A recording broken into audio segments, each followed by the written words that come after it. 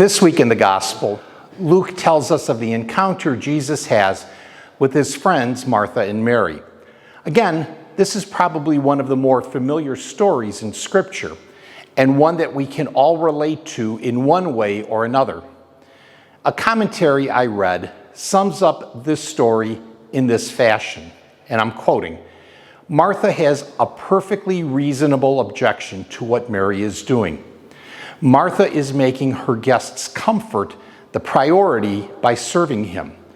She's probably making sure he's comfortable where he's sitting, as well as taking care of the food and drink. But it turns out the best way to ensure Jesus' comfort as a guest isn't through material care, but attention. Mary is honoring Jesus by giving him her full attention, even physically sitting at his feet." Perhaps the message we can take from this week's gospel is not just a call to rest, but viewing hospitality as an act of attention and of listening.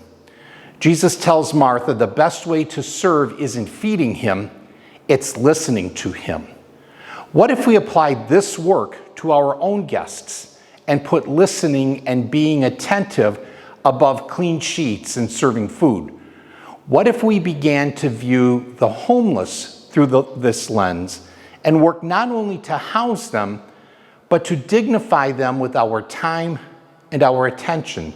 End quote.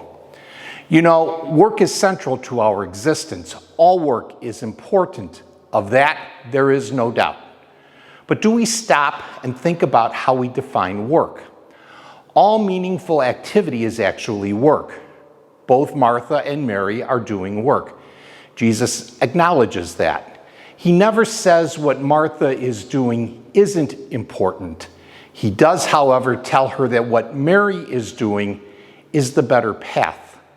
Sometimes we may need to discern between the activities that we are engaged in as work and choose the better path.